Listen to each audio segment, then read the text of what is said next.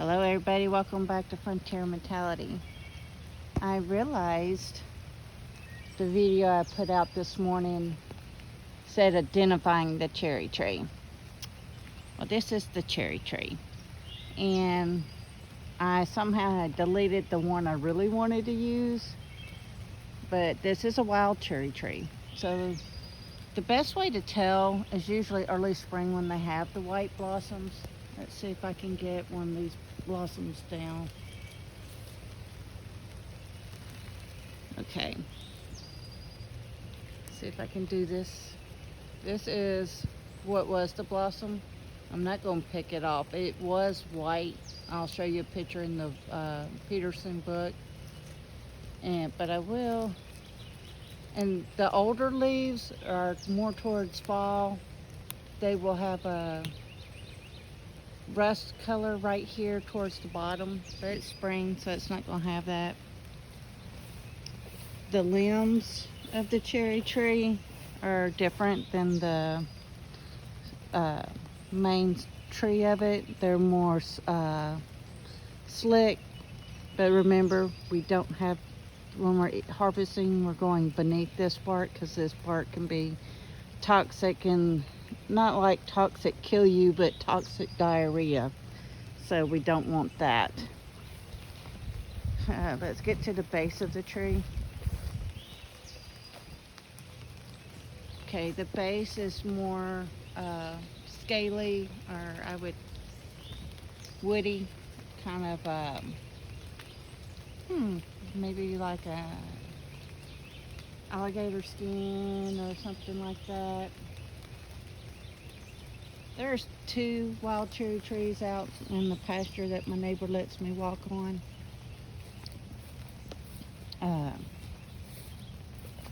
Yeah. So let's take y'all on a quick walk. Don't know if you can tell, but it's a sprinkling here this morning, and we can use the rain. We need the rain. So I have my cowboy hat on for 2 reasons. Usually it's to keep the sun off of my face, but today it's to keep the rain off, and by walking under trees, I don't want ticks dropping on top of my head. Yeah, good old tick season, right, y'all? But yeah, let's walk back here and get you to the other cherry tree.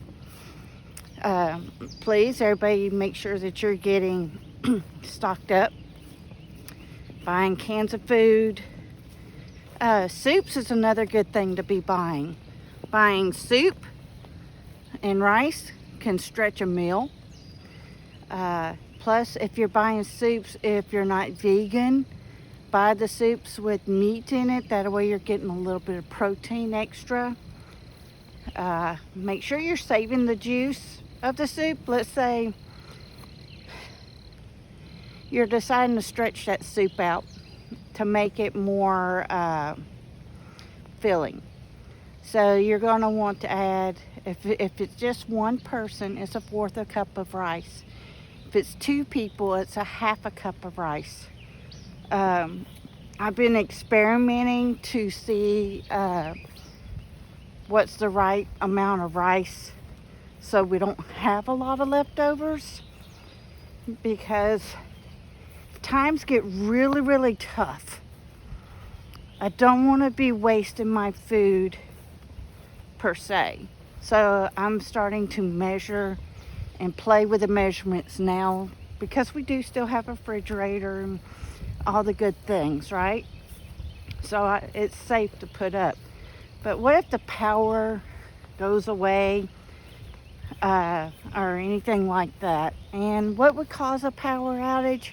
Besides storms, EMP, that's electric magnet pulse, and it's a weapon that can be done high up in the atmosphere, about a mile or so high over the United States, and that would put us, the whole United States, back to the 18th century. That's kind of scary to think about, going back that far. I mean, we all see the movies and the cowboy movies of that time period, but that's kind of glorified in a way because it's not showing the hardships of how people had to survive in that time. So a second scenario is a CME, and that is from the sun. It happened back in the 1800s when San Francisco burned to the ground.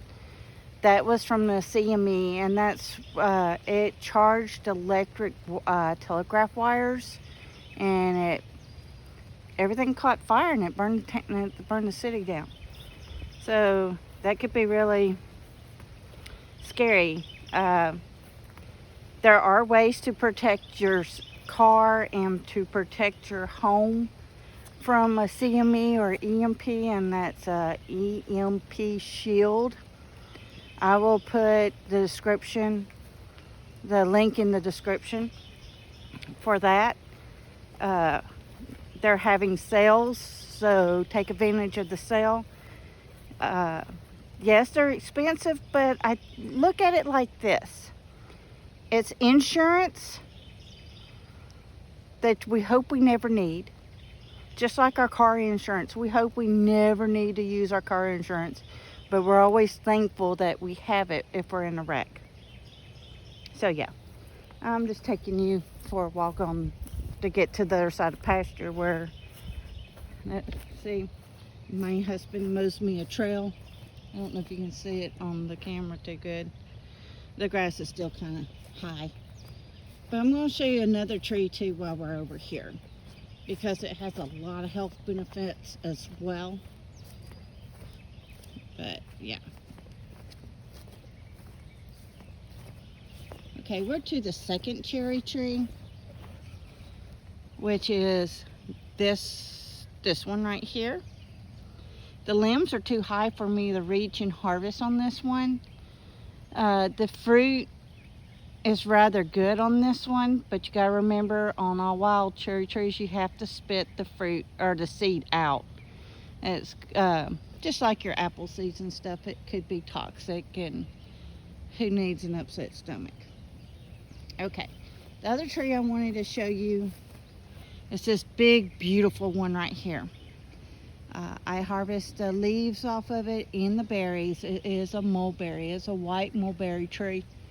The leaves, if I'm not mistaken, are great for cholesterol. A lot of things are good for cholesterol if you just know where to look, so you don't have to take medicine. You can also buy these these trees in a much smaller state. They come in red, they come in black, and they come in white. We also call this tree the raccoon tree because we always see raccoons in this tree at night when I'm walking. But it looks like we're going to have a good bit of mulberries this year. I don't know if I can get y'all close enough to see. Let's see. Oh, no. There's tons of mulberries in there. But for the mulberries, the leaves are edible. That's what we harvest for our teas and whatnot. You can grind it up and put it in smoothies, dry it out, put it in smoothies and stuff. So it's just learning the pharmaceuticals in your yard, in your neighbors' pastures, that if they allow you back here. There's usually cows over here, but they're not down. I left the dogs in the house because you can't film and walk on this stick with the dogs. They would have me on the ground, tripping me up. But anywho, I just wanted to make sure everybody's still doing your things.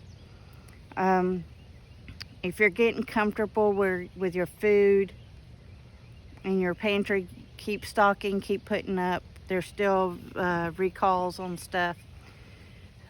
Shop local. So if you know people who raise cows, ask them if you can buy a cow. Have it slaughtered and have meat that's safe. Same for people that might be raising chickens, or if you can't raise chickens yourself, go to your local farmers markets or feeding seeds. Some are beginning to carry eggs. You can ask, are the chickens being treated with any type of shot or whatever? And so I just want grass fed. This pasture here that I walk feeds those cows over there. So the lady here's an older lady. She no longer, her mom used to have cows out here, and I don't even think they were her cows. She rented the pasture out, and I think she got some beef on the side of it, plus the money for renting the pasture out. But yeah, the other thing I was going to tell you, with the tariffs coming and whatnot, I need to stop. Let's get y'all down here so we can talk to you for just a minute. Okay. We know about the tariffs, and we know about all the stuff going on. They're predicting here in the... Whoa, sorry y'all. Got y'all weaving. Here in the south, they're predicting a very, very hot summer. So, if you need tank tops or the sundresses, make sure that you're buying them now if you have the money. Because once the tariffs hit, I think it's in May, everything's going to be ridiculous stupid, right? So we're trying to get all the stuff we can to the best that we can. Like, I love barefoot shoes. They're so comfortable that it's like, if you were, well, you're walking barefooted, so it's helping your back and everything like that. But they're made in China. Everything's made in China or Taiwan, and China and Taiwan are fussing, so there's a quirk in that as well.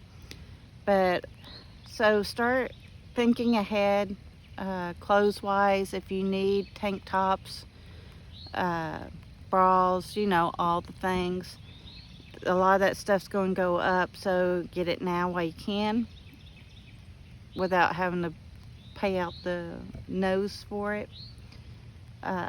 What else?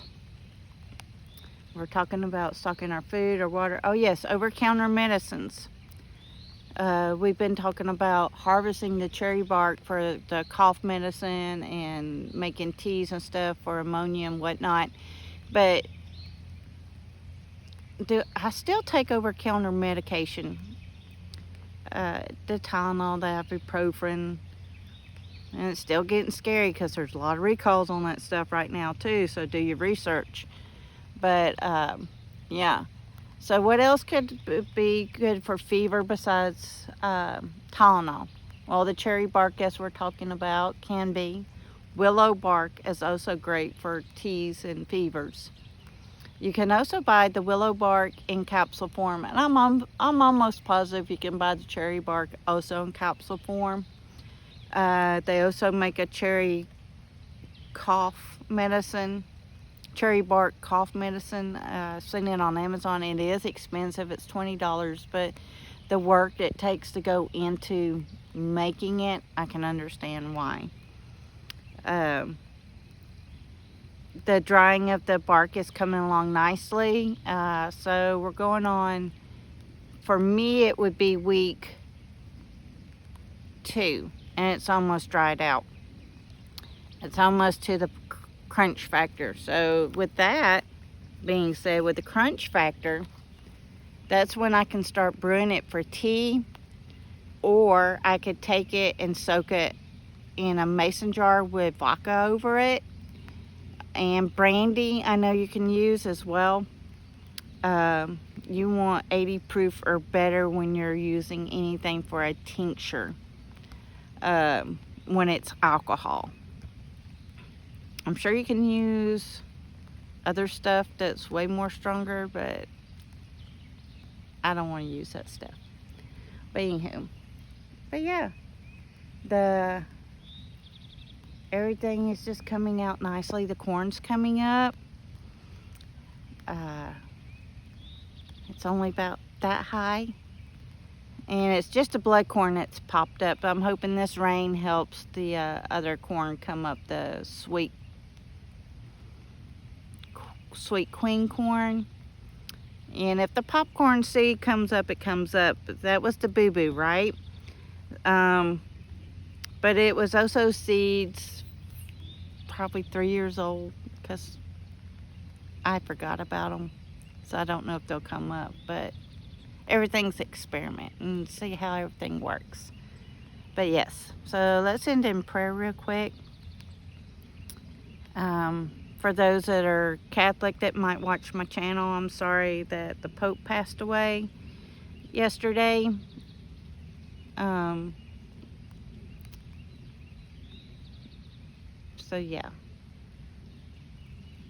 But anywho, let's just pray a good leader for the Catholic Church comes back into play for them. And it's just so calm and quiet. The train's probably going to come and blow it all, right? I do live near tracks and it's very loud. Okay. Father, thank you for today. Thank you for the rain. The gardens love it. The birds love it. The animals love it.